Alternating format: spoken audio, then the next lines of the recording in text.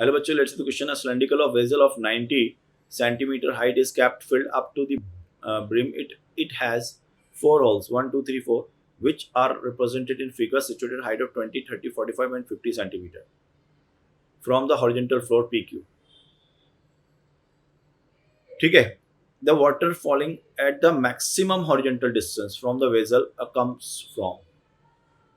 देखो टोटल कितना है, 90 का है ना. और हम जानते हैं अगर ये टोटल आपका मान लो h है और हमने यहाँ से स्मॉल h पर एक ऑरिफिस बनाया है, तो उसका जो वेलोसिटी होता है, वेलोसिटी होता है √2gh. ठीक है. और जो हम रेंज निकालते हैं वो रेंज होती है आपकी, दैट इज जो h minus of h half gt square और into of root of 2h minus of h upon g into of v √2gh है ना. ये तो टाइम ऑफ फ्लाइट जर्नी हो गया, क्योंकि ये हाइट कितना बचेगा, h माइनस h. तो h माइनस h, तो मान लो ये वाला ये h पे ऑरिफिस बनाया है, तो वो यहाँ जाके गिरता है वाटर, ये रेंज हो गई. तो अगर यहाँ जाके गिरता है तो टाइम ऑफ फ्लाइट कितना लोगे, half g t square is equal to h, और h कितना आपका h minus h into 2/g, that is your root. ये तो आ गया टाइम ऑफ फ्लाइट. अगर मैं स्पीड से मल्टीप्लाई कर लूँ तो उतने टाइम तक हॉरिजॉन्टल चल जाएगा. राइट आंसर हो जाएगा इसका 2h minus h into small h into 2. ये 2 बाहर आ जाएगा. ये तो रेंज हो गया.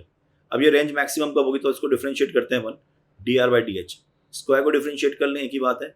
तो ये आ जाएगा h minus 2h and that should be equal to 0. तो h इज इक्वल टू कितना आता है, h/2. हमको ये याद है सीधा, है ना. ये तो मैंने इसलिए डिराइव किया था कि आपको बता सकूं. अदरवाइज तो हम हमेशा याद रखेंगे कि जो भी आपके पास वेजल है उस पर हाइट h मान ली गई है, तो उस पर हम कहाँ ओरिफिस बनाएं ताकि वो मैक्सिमम रेंज दे. तो ये कहाँ बनेगा, that is h/2 from the top और h/2 फ्रॉम द बॉटम, एक ही बात.